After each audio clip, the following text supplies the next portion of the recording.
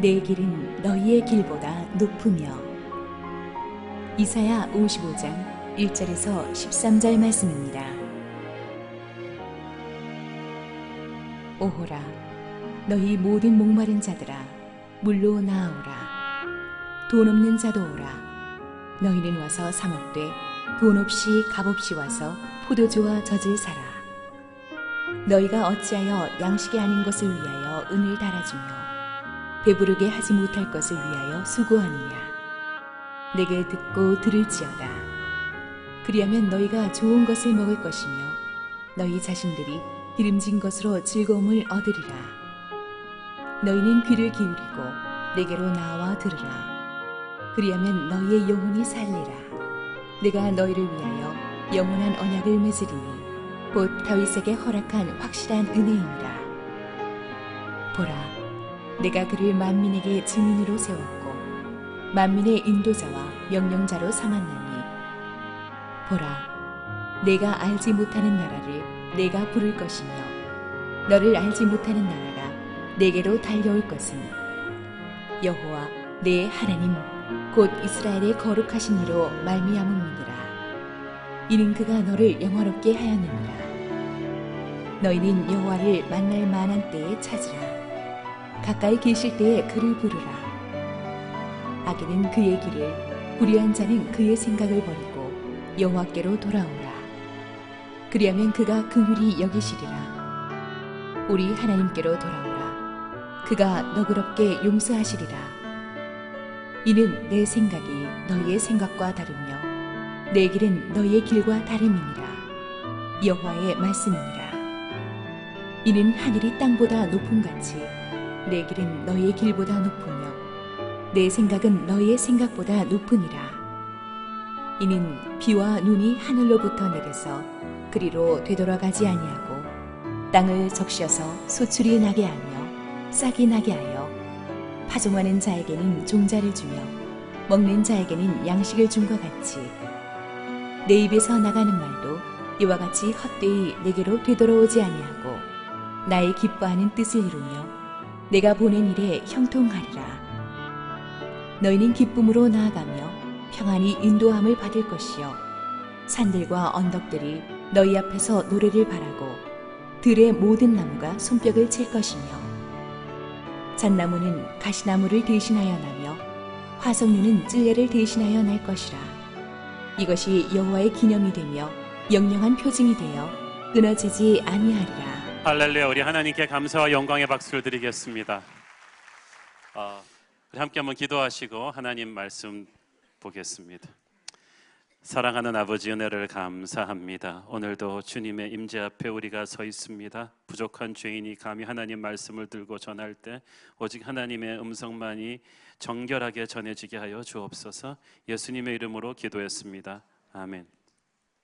제가 고등학교 때 기타 처음 배울 때 즐겨 부르던 복음성가 중에 좋으신 하나님이 있었습니다. 영어 가사로 God is so good입니다. 왜 그걸 즐겨 불렀냐 하면 코드가 제일 쉬웠기 때문입니다. 그냥 D 코드, C 코드 잡고 막 부르면 되는데 그 가사, 영어 가사가 God is so good, 하나님이 너무 좋으시다. 그 끝에 부분은 He is so good to me, 하나님이 내게 너무 좋으시다. 그 후로 30여 년의 세월이 흘렀고 저는 목사가 되었습니다. 이민교회에서 또 한국교회 목회 현장에서 부교역자 또 담임 목사 생활을 하면서 수많은 일들을 겪었지만 그 과정에서 제가 거듭거듭 확인하는 것은 하나님은 정말 좋으신 분이라는 사실입니다. 가난할 때나 부할 때나 잘 될 때나 못 될 때나 병들었을 때나 건강할 때나 슬플 때나 외로울 때나 하나님은 변함없이 제게 참 좋으신 분이셨습니다. 그분의 지혜와 능력과 사랑은 제게 완벽하셨습니다. 살면서 늘 감격이 됩니다. 그러므로 우리는 하나님을 더 알려고 노력을 해야 합니다. 하나님을 알면 알수록 그분의 선하심이 우리 삶으로 더 깊이 흡수되기 때문입니다. 이사야서에서 계속해서 우리는 여호와의 종 예수 그리스도를 통해서 회복되는 하나님의 백성들을 다루고 있습니다. 하나님께서는 십자가 고난을 통해서 이제 하나님의 백성들을 구원하셨고 회복과 능력의 길을 열어놓으셨습니다. 이제 남은 문제는 그 하나님이 차려놓은 천국의 잔치상으로 많은 사람들이 돌아오는 것입니다. 오늘 본문에서 우리는 그 하나님의 은혜의 식탁으로의 초대를 보는 것입니다. 1절 같이 읽습니다. 시작. 오라 너희 모든 목마른 자들아 물로 나오라. 돈 없는 자도 오라. 너희는 와서 사 먹되 돈 없이 값 없이 와서 포도주와 젖을 사라. 오라 나오라. 이 말을 영어로 성경에 강력히 표현하면 Please come. 정말 오라. 하나님의 애틋한 마음이 있습니다. 사실 축복을 주는 쪽이 하나님인데 완전히 슈퍼갑이신 하나님께서 이렇게 저자세일 필요가 없습니다. 그런데 하나님은 너무나 애타게 탕자를 기다리는 심정으로 우리에게 오라고 하십니다. 너희 목마른 자들아 오라고 하십니다. 하나님은 우리의 인생을 한마디로 목마른 인생이라고 진단하십니다. 사나운 세상에 시달려서 탈진되고 외로움과 허무에 지친 자들이 바로 우리라고 보고 계십니다. 그 와중에서도 서로를 미워하고 의심하고 공격해서 마음이 너무나 사나워지고 황폐해진 너희들을 하나님은 목마르다고 보십니다. 사막에서 물을 마시지 않으면 몸의 장기가 말라서 죽게 되듯이 우리 인생도 이 목마름을 영원한 하나님의 생명수로 해갈시키지 않으면 살아도 사는 게 아닙니다. 하나님은 목마른 우리를 위해서 풍성한 물과 식탁을 준비하시는데 포인트는 이것이 공짜라는 거예요. 돈 없이 값 없이 와서 살아. 여기서 값 없이 와서 사는 물은 바로 구원을 상징합니다. 많은 사람들이 이 좋은 구원이 공짜라는 사실을 믿을 수가 없어 합니다. 그런데 하나님 편에서는 실은 공짜가 아니죠. 예수 그리스도의 생명을 주고 우리의 죄값을 치렀기 때문에 우리에게 공짜지 하나님에게는 너무나 값비싼 대가를 치는 것입니다. 그래서 구원은 선물입니다. 주는 사람 마음이지 받는 사람 마음이 아닙니다. 그저 감사하게 받으면 됩니다. 이 구원을 받아야 하나님께로 가서 구원의 생명수를 마셔야 인생의 방황이 끝나고 목마름의 본질을 해결할 수가 있습니다. 그런데 안타깝게도 인간들이 자꾸 잘못된 곳에 가서 답을 찾으려고 합니다. 2절 읽습니다. 시작. 너희가 어찌하여 양식이 아닌 것을 위하여 은을 달아주며 배부르게 하지 못할 것을 위하여 수고하느냐. 내게 듣고 들을지어다. 그리하면 너희가 좋은 것을 먹을 것이며 너희 자신들이 기름진 것으로 즐거움을 얻으리라. 양식이 아닌 것, 배부르지 못할 것, 이것은 바로 세상이 주는 성공과 욕망을 말하죠. 화려해 보이는데 그게 불량식품이지 먹어도 진짜 양식이 아니라는 거예요. 그것을 위해서 왜 수고하느냐. 우리가 자주 쓰는 말 수고가 많으십니다. 가만 보면 진짜 우리들 수고가 많아요. 많은 우리 성도들을 신방해 보면 어떤 직업이든지 아침부터 밤까지 우리 한국인들처럼 열심히 일하는 민족 없는 것 같아요. 제 외국 친구들이 가끔씩 깜짝 놀랍니다. 왜 한국 사람들은 밤 10시가 돼도 퇴근을 안 하니? 왜 아침, 점심, 저녁을 다 회사에서 먹느냐? 그렇다고 열심히 일하는 것 같지도 않은데 왜 이렇게 그냥 계속 직장에서 남아있고 너무나 힘들게 산다는 거죠. 스타벅스 회장이 한국 와보고 놀랬대잖아요. 전 세계에서 스타벅스가 밤 12시까지 팽팽 돌아가는 나라는 한국뿐이라는 거예요. 정말 우리는 코에 단내가 나도록 열심히 치열하게 사는데 하나님이 안타깝다고 하십니다. 무엇을 위해서? 그렇게 치열하게 살기 위해서 살아서 돈과 명예와 인기를 얻기 위해서 그렇게 치열하게 사느냐? 그 끝에 가보면 무엇이 남느냐? 이 존 레넌이 한참 인기의 피크에 있었을 때 TV쇼에 나와서 한번 톡쇼를 한 적이 있는데 그때 이미 세계 가수 역사상 가장 많은 돈을 벌고 명예와 인기를 누리던 때입니다. 그래서 질문이 그거였어요. Now that you have everything, how do you feel now? 당신은 인간이 꿈꾸는 모든 걸 가졌는데 지금 기분이 어떠냐? 그랬더니 유명한 말을 했죠. I feel so empty and boring. 나는 너무나 허무하고 너무 지루하다. 하나님께서 그 말씀을 하고 계신 거예요. 너희들이 그토록 원하는 돈과 명예와 인기의 욕망을 끝까지 가져보면 그 끝에 가보면 신기루가 될 것이다. 목마름이 될 것이다. 모든 걸 가졌던 솔로몬의 고백 헛되고 헛되도다를 터뜨리게 될 것이다. 그러므로 지금부터 정신 차려라. 물이 구원을 상징한다면 포도주와 젖은 구원한 하나님의 백성이 누릴 수 있는 천국의 축복과 은혜입니다. 그것도 값없이 내게 와서 사라고 하십니다. 우리가 구원받고 나서도 하나님이 주시는 이 포도주와 젖, 하늘의 은혜가 필요합니다. 왜냐하면 보통 사람들이 세상 사는 것도 힘들지만 하나님의 자녀들은 이제 마귀의 공격을 받잖아요. 그래서 날마다 하나님이 부어주시는 하늘의 은혜를 다운로드하지 않으면 우리는 버틸 수가 없습니다. 하나님께서는 그 은혜를 부어주기 원하십니다. 또 중요한 것은 이 은혜를 받아 누리기 위해서 우리가 하나님께 나와야 한다는 것입니다. 아무리 좋은 약도 자기가 먹지 않으면 무슨 소용이 있겠습니까? 하나님이 주시는 영적인 축복을 누리려면 어떻게든 하나님의 임재로 나와야 돼요. 예배의 자리, 기도의 자리, 은혜의 자리로 나와서 하나님께 가까이 가려고 노력해야 됩니다. 그러므로 여러분의 인생이 바쁘고 힘들고 인생이 막막할 때일수록 하나님은 오라고 하십니다. 나 바쁜데요? 그러니까 오라는 거야. 나 아픈데요? 그러니까 오라는 거야. 나 지금 해결할 문제가 많은데요? 나 지금 빚을 갚아야 되는데요? 그러니까 오라는 거야. 네가 뛰어다녀서 갚을 수 있는 빚이 아니야. 네가 가서 설득한다고 설득될 사람들이 아니야. 네가 가서 뛰어다닌다고 해결될 문제가 아니야. 오라. 내가 너에게 하늘의 은혜를 부어줄 것이다. 저는 그래서 교회가 성장하고 사역이 많아지고 문제가 많아질수록 기도원에 가서 엎드리는 시간, 말씀 속으로 깊이 들어가는 시간을 더 늘리려고 합니다. 교회 문제가 많아진다? 그래, 기도하는 시간을 더 늘리는 거예요. 현장에 있는 시간을 줄이는 거예요. 넘실대는 홍해 앞에서 패닉하면서 이거 어떡하지 너 가서 나룻배라도 구해봐 이러는 하나님의 백성들에게 하나님이 하시는 말씀, 설치지 말고 가만히 있어라. 너희는 가만히 있어 내가 하나님 됨을 알지어다. 여러분이 인생이 애지간히 힘들 때는 뛰어다니면서 노력하시고 정말 힘들 때는 가만히 계십시오. 그때는 내가 몸부림치는 것을 멈추고 하나님의 임재 앞에 기도해야 됩니다. 그때는 하늘 문이 열려야지 내가 설친다고 될 일이 아니에요. 그 하늘의 문을 여는 사람은 하늘의 은혜를 받는 줄로 믿습니다. 하나님의 백성들이 살 길 첫 번째 길은 하나님의 말씀이에요. 2절에 보면 하나님께서는 너희들 왜 그렇게 만족 주지 못할 것을 위해서 처절히 사느냐 그러시면서 말씀하십니다. 내게 듣고 들을지어다. 그 말이 무슨 말이야? 내 말씀을 먹고 또 먹으라 이 말이에요. 그래야 좋은 것을 먹고 진짜 인생의 해답을 찾을 것이다. 진짜 영원한 기쁨을 얻을 것이다.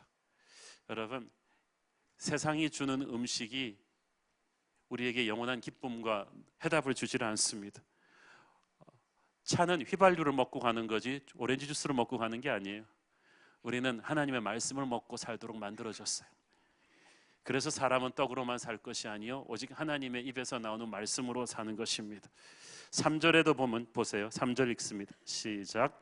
너희는 귀를 기울이고 내게로 나와 들으라. 그리하면 너희의 영혼이 살리라. 내가 너희를 위하여 영원한 언약을 맺으리니 곧 다윗에게 허락한 확실한 은혜이니라. 너희는 귀를 기울이고 집중하고 내게로 나와 들으라. 하나님의 백성들이 살 길은 하나님의 말씀을 붙잡는 것뿐이 하나님의 말씀을 먹는 것뿐이에요. 그런데 2절에서는 듣고 또 들으라 그랬죠. 한두 번 듣고 끝나는 게 아니고 귀에 못이 박히도록. 원래 좋아하는 노래 나오면 애들은 그거를 수백 수천 번 들어서 완전히 외워버립니다. 그냥 무의식 속에 집어넣어요. 하나님의 말씀도 그렇게 들어야 됩니다. 그리고 귀를 기울이고 집중해서 들어야 돼요. 자신의 운명을 걸고 들어야 돼요. 이게 어떻게 듣는 거냐 하면요, 제가 입시 요강 전형 설명하는 설명회 갔다 온 학부모들 얘기를 들었어요. 우리나라 입시 전형 굉장히 복잡하잖아요. 선생님들도 잘 몰라요. 맨날 변하니까. 근데 그때 가서 그 강사의 설명을 듣는 학부모들의 자세는 경건하다. 그러니까 예배하는 거야. 예배가 그런 거야. 조는 사람 아무도 없어요. 깨알 같은 노트를 들으면서 한마디 한마디에 자신의 운명이, 자녀의 운명이 걸린 걸 알고 듣는데 예배 시간은 졸죠. 여러분, 이 예배 시간에 주는 하나님의 말씀에 자신의 운명이 걸려 있다고 생각하고 들으세요. 성경을 읽을 때 이 말씀이 내 운명이 걸렸다 생각하고 보라는 거예요. 그렇게 하나님의 말씀을 붙잡을 때 우리의 영이 살 것이다 라고 말씀하십니다. 오늘의 본문에서 지금 하나님은 예수 안 믿는 사람들에게 하나님 말씀 들으라고 하고 계신 게 아니에요. 지금 이 말씀의 수신자는 수백 년 율법을 가지고 있던 이스라엘 백성들이었어요. 하나님을 믿던 민족이었어요. 제사 예배법이 몸에 딱 밴 사람이. 그러나 불순종하고 우상 숭배하며 하나님을 떠나버렸어요. 그래서 인생이 부서졌어요. 하나님의 벌을 받은 거예요. 요즘으로 치면 몇 대째 모태신앙, 교회는 다니지만 사는 방식은 세상 사람들과 전혀 다를 바 없는 이 세속적인 크리스천들을 말하는 것입니다. 그들은 말씀을 율법적으로 알고 머리로 알지만 하나도 삶에 실천하지 않았어요. 그들은 종교인이었지 가슴에 뜨거운 하나님의 사랑이 없었어요. 그러니까 하나님의 임재가 그들을 떠난 거예요. 그 불순종의 대가로 혹독한 징계의 매를 맞고 있는 겁니다. 그런 그들에게 하나님은 회복을 약속하십니다. 그렇지만 그 전에 말씀을 듣고 너희들의 영이 살아야겠다, 그거예요. 복음을 다시 들어야 된다는 거예요. 여러분, 불신자들만 복음을 들어야 되는 거 아닙니다. 예수 믿고 교회 다닌 지 오래됐지만 첫사랑의 감격이 식어버린 사람들, 자신들은 신앙 좋다고 착각하고 있지만 이미 영적인 권위를 잃어버린 종교적인 매너리즘만 남은 하나님의 백성들이 말씀을 다시 듣고 되살아나야 합니다. 믿음 좋다고 소문났던 로마 교회가 10년, 20년 지나니까 경건의 모양은 있는데 능력은 없어져 버렸어요. 그래서 바울이 로마서를 쓰면서 다시 한번 복음을 선포해 준 거예요. 다시 한번 하나님의 임재 앞으로 나와서 말씀을 새롭게 듣고 거듭나야 될, 첫사랑을 회복해야 될 성도들이 한국 교회에 많습니다. 그렇게 영원히 말씀으로 살아난 사람들에게 3절 후반부에 보니까 내가 너희를 위하여 영원한 언약을 맺겠다고 하십니다. 말씀으로 영이 살아나면 이제 언약의 백성이 돼요. 언약은 무엇입니까? 하나님이 이제부터 너를 책임지고 축복하겠다는 하나님의 비전의 보증수표입니다. 백지수표예요. 이제부터 내가 너의 인생에 회복과 축복을 주겠다. 그런데 이 언약은 아무한테나 주는 게 아니에요. 처음 하나님의 백성들에게 모세를 통해서, 아브라함을 통해서 이 언약을 줬을 때 이 언약이 깨졌죠. 이스라엘 백성들이 불순종하니까 깨진 거예요. 그래서 하나님이 예수 그리스도를 통해서 새 언약을 주셨습니다. 이 새 언약은 예수 그리스도의 보혈 위에 세워졌어요. 그래서 이제는 인간이 실패해도 이 언약이 깨지지 않아요. 예수의 보혈이 우리를 지킵니다. 일어나서 담대하게 사십시오. 이제 언약의 백성이에요. 하나님의 백성들이 살 길 두 번째는 기도입니다. 6절 함께 읽습니다. 시작. 너희는 여호와를 만날 만한 때에 찾으라. 가까이 계실 때에 그를 부르라. 찾으라, 부르라, 이 말은 기도하라는 말이죠. 기도의 핵심은 목마름이에요. 여기서 찾으라는 말은 그냥 건성건성 놀듯이 찾으라는 말이 아닙니다. 필사적으로 찾으라는 뜻이에요. 부지런히 찾으라는 뜻입니다. 목숨 걸고 찾으라는 거예요. 문이 잠겼는데 막 그냥 급류가 휩쓸려 들어오고 홍수가 나와서 그 문을 열고 애를 구해야 되는 사람이 그 문의 열쇠를 찾을 때 건성건성 찾을까요? 필사적으로 찾아요. 생명이 걸렸으니까. 우리가 하나님을 찾을 때 하나님이 응답해 줘도 그만, 안 해줘도 그만 이렇게 하는 게 아니에요. 주 나를 박대하시면 저는 갈 데가 없습니다. 죽으면 죽으리라의 필사적인 몸부림으로 하나님께 매달리는 기도를 하라는 거예요. 언제 그렇게 간절히 하나님을 찾습니까? 만날 만한 때에 하나님을 찾으라고 합니다. 이 말은 무엇입니까? 응답도 타이밍이 있다. 은혜도 타이밍, 기도의 때, 은혜의 때가 있어요. 하나님이 은혜 베푸시는 그 일정 시기가 지나면 닫혀져요. 부흥의 때가 있어요. 은혜의 때가 있어요. 아이들도 정말 그 아이들의 가치관이 형성되는 때가 있어요. 그 때를 놓치면 안 돼요. 18살 전에 예수님을 영접하지 않은 아이들은 80% 그 후에도 예수 영접할 기회가 없다는 것이 통계적으로 나와 있어요. 그래서 어린아이 때 복음을 전하는 게 굉장히 중요하다는 거예요. 그 때가 지나면 끝나는 거예요. 그렇듯이 은혜에도 때가 있다. 은혜의 그 때를 맞춰서 하나님을 붙잡아야 된다는 거예요. 고린도후서 6장 2절 시작. 이르시되 내가 은혜 베풀 때에 너에게 듣고 구원의 날에 너를 도왔다 하셨으니 보라 지금은 은혜 받을 만한 때요 보라 지금은 구원의 날이로다. 4번이나 이 타이밍에 대해서 나오죠. 은혜 베풀 때에 내가 너를 기도를 들을 것이다. 하나님의 귀가 열려 있는 때가 있어요. 구원의 날이 있어요. 그 은혜 받을 때에, 구원의 때에 하나님에게 반응해야 돼요. 하나님이 그래서 지금 여러분에게 이 말씀을 주시는 것은 오늘 이 말씀에 반응하라는 뜻입니다. 만약에 여러분이 내일 반응하기를 원하셨으면 내일 말씀하시지 지금 말씀하시지 않아요. 하나님의 말씀에 반응해야 되는 때는 말씀을 듣는 바로 그때입니다. 예수 믿기 전에 우리는 구원받기 위해서 하나님을 찾았지만 이제 예수 믿고 나서는 그 구원의 은혜를 누리기 위해서 하나님의 임재를 끊임없이 찾아야만 합니다. 특히 예수 믿기 전에는 하나님이 얼마나 좋은지 몰랐으니까 그렇게 간절하게 찾지는 않았지만 이제 하나님을 알고 나니까 최고의 음식을 한번 맛본 사람은 그 수준 이하로 내려갈 수가 없습니다. 하나님을 맛본 사람은 이제 TV 드라마가 아무리 좋은 게 나와도 이 예배 시간과 타협할 수가 없어요. 우리에게는 세상이 줄 수 없는 기쁨에 대한 이제 목마름이 있거든요.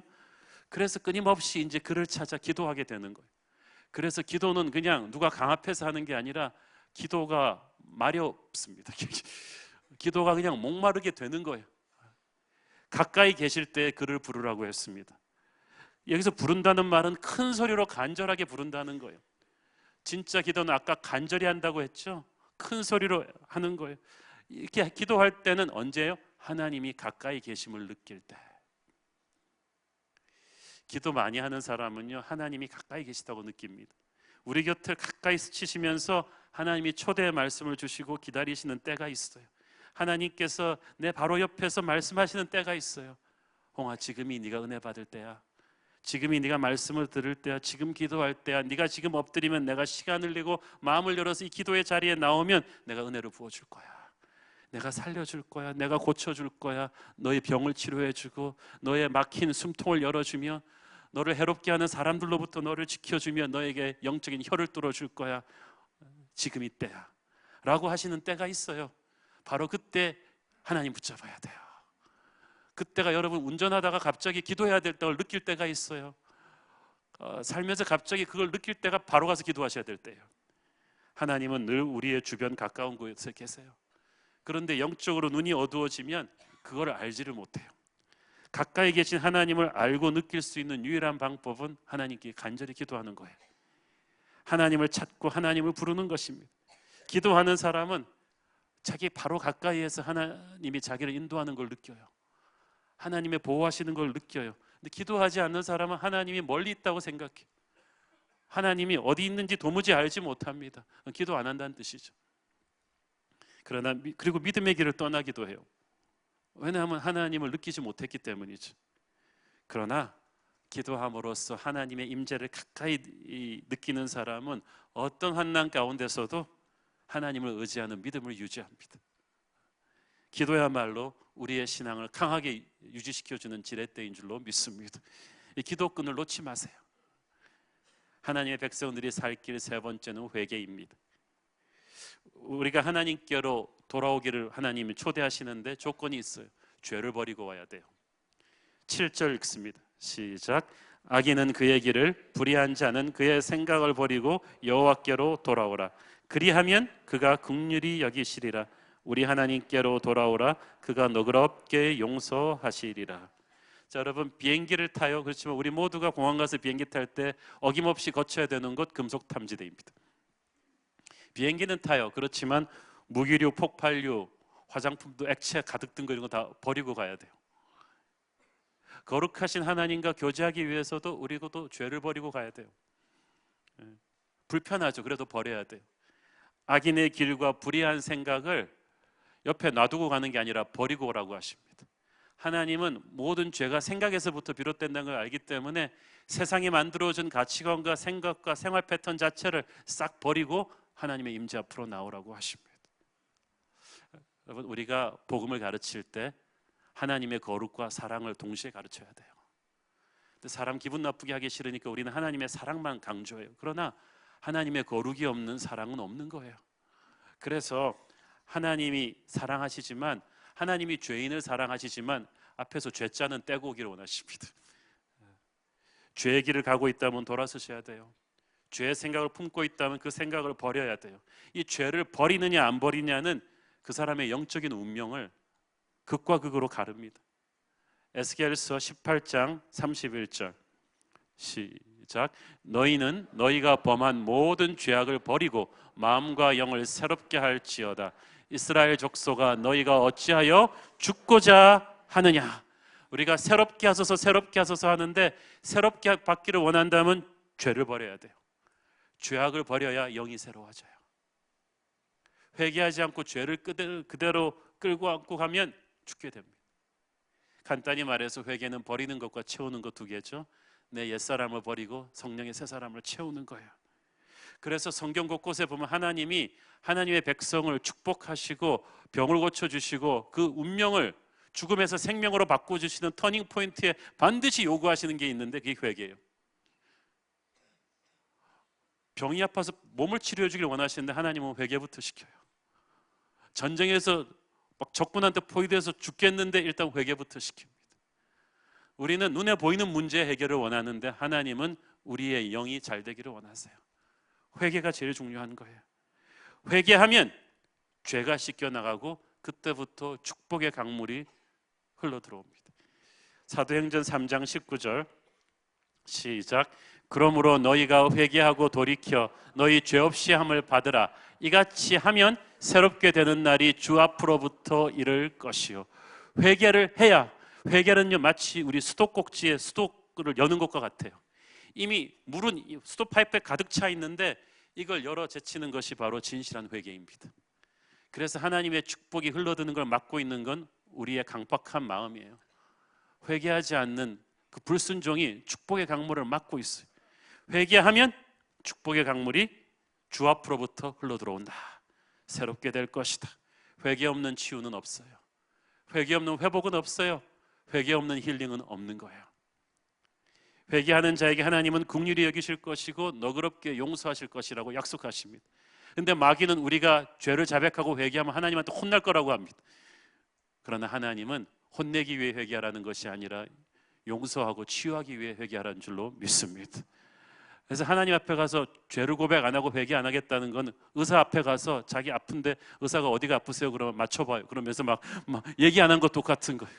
아니면 의사가 지금 죽이려고 물어봅니까? 고백해야 돼요.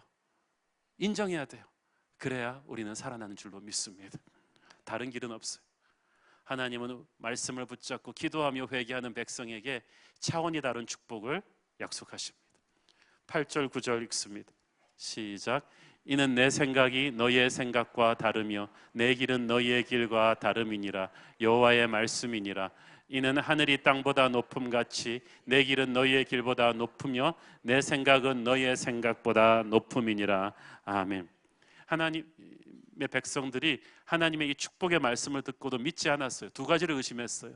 그들은 하나님의 사랑을 의심했고 둘째는 하나님의 능력을 의심했어요.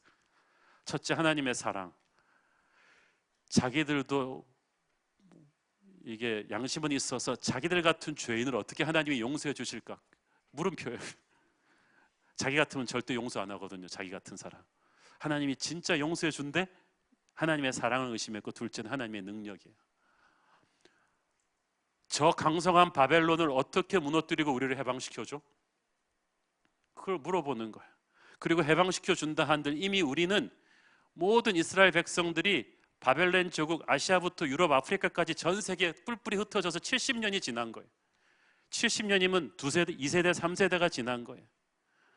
우리 국제시장, 영화 국제시장 세대가 벌써 우리 1세대, 2세대 전인데 70년이면 3세대까지 가는 거예요. 우리 교포들이 미국, 캐나다로 이민 가면요, 거기서 태어나서 자란 2세 자녀들 20년만 지나면 한국말 못해요. 뿌리 의식이 없어요. 나 한국말 잘해요 이러고 있어. 그런데 지금 바벨론의 포로로 끌려가서 70년이 흘렀으니까 손주 증손들이 태어나서 히브리의 민족에 대한 사상이 없는 거예요. 이런 사람들이 전 세계에서 어떻게 포로 생활에서 해방된다 한들 돌아오겠습니까? 그들은 이걸 믿을 수가 없었어요. 그래서 하나님이 말해준 거예요. 너희들 그렇게 생각해? 내가 이 약속을 어떻게 이루어질까 믿을 수가 없니? 내 사랑을 의심하니? 내 능력을 의심하니? 너희들 수준으로 나를 보니까 그런 거야. 우리 문제가 그거예요. 하나님을 믿고 하나님이 선하신 분이란 거 다 믿으면서도 하나님이 내 문제 해결해 주실 어렵지 않을까라고 하나님을 걱정해 주고 계세요. 그래서 하나님은 이렇게 해결하실까 저렇게 해결하실까 옵션을 가지고 고민해 주는 착하고 우매한 분들에게 말씀드리면 하나님의 길은 우리의 길보다 다릅니다. 다른 정도가 아니라 높아요. 하늘이 땅보다 높은 같이. 바둑의 프로 구단은요 1급이 보는 것보다 몇십 개가 넘는 수를 보고 있다고 합니다. 신산이라고 하죠. 그래서 구단에 가면은 하나님의 수가 어느 정도일 것 같습니까? 우리 수준에서 길이 없는 거지 하나님 수준에서는 보이는 길이 수백 개가 있을 거예요. 그러므로 우리는 절박한 상황에서 살려달라고 기도할 때마다 하나님께 어떻게 살려달라고 물어보지 마십시오. 하나님이 설명해 주기도 어렵습니다. IQ가 50 차이만 나도 대화가 안 되는데 하나님이 이렇게 설명해 줄 수가 있겠어요? 그저 우리가 보지 못하는 수, 알지 못하는 길을 하나님께서 펼쳐주심을 믿고 그냥 자야 돼요. 기도는 우리의 문제를 온전히 하나님께 맡겨드리고 평안함을 얻는 거예요. 여러분 성경에서 보면은 하나님의 백성들이 울부짖을 때 하나님이 그 기도를 들어주실 때요 도저히 생각할 수도 없는 하나님의 수가 나왔어요. 자, 홍해 앞으로 몰렸을 때 이스라엘 백성들이 우리는 결론을 아니까 그렇지만 이 사람들 심정이 어땠겠어요? 뒤에서는 막 수천 대의 그 전차대가 쫓아오는데 아마 가장 상상력이 풍부한 사람들은 하나님께서 혹시 배를 수천 대를 보낼 건가? 그 정도 생각하는 게 아마 가장 믿음 있는 사람이었을 거예요. 설마 바다를 갈라서 길을 낸다는 그 상상을 아무도 해보지 않았을 거예요. 그래서 죽음의 바다가 사실은 생명의 하이웨이였던 거예요. 그리고 출애굽기를 잘 읽어보시면 이스라엘 백성들이 홍해를 아직 거의 다 건너지 않았을 때 이미 이집트 전차대는 바다로 들어오고 있었어요. 한쪽은 마른 길이 쓱 없어져 가는데 저쪽은 이제 그 바다가 죽음의 물로 이렇게 삼키고 있는 엄청난 광경이 지금 벌어지고 있는 거예요. 아무도 하나님이 그런 길로 자기들을 살릴 줄은 몰랐어요. 초대교회에서 사울이 얼마나 악독하게 하나님 교회 핍박했든지 설마 저 사람이 사울이 바울 돼서 그 사람이 이방인 선교를 끝낼 줄은 아무도 몰랐어요. 그저 그들은 사울이 회개하고 팍 죽었으면 하는 바람이었을 거예요. 우리 핍박만 안 했으면. 근데 핍박 안 하는 정도가 아니라 이방인 선교를 그가 완수하고 신약 성경의 반을 써서 오늘날 우리 조직 신학의 토대를 완수할 사람이 그 사람이었던 거예요. 하나님께서 세계 복음화라는 비전을 주님이 남기고 가시면서 예수님이 교회 건축해 놓으셨나요? 책을 쓰셨나요?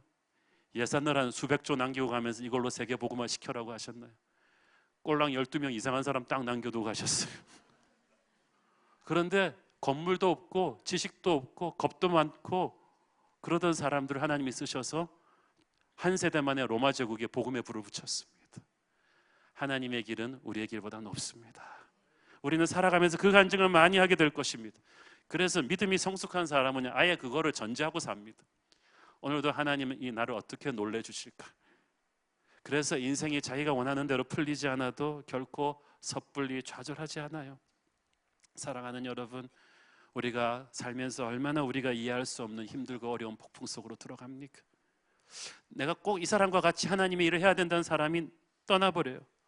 너무나 공을 쏟았던 공든탑이 순식간에 무너져 버려요. 내가 지금 한참 힘을 쏟아야 되는데 병에 들어요. 이건 내게 원하지 않던 일이에요. 하늘이 원망스러운 일이에요. 그러나 세월이 지나고 보면 그것이 오히려 하나님의 축복이었음을 깨닫게 됩니다. 내가 원했던 문이 열리지 않아서 다른 문으로 갔는데 나중에는 처음 가려고 했던 것보다 그게 더 좋은 길이었어요. 내가 그토록 사랑했던 사람과 결혼을 못했지만 그 다음 만난 사람은 더 축복의 사람이었던 거예요. 하나님은 실수가 없으십니다. 지금 당장 하나님의 길을 이해하지 못한다고 해서 하나님의 길이 틀렸다고 말하지 마십시오. 특히 여러분 자녀를 놓고 기도할 때 이 말씀을 꼭 가슴에 새기세요. 우리 자녀가 의사 되게 해주시옵소서. 주님께서 말씀하십니다. 내 길은 너희 길과 다르다.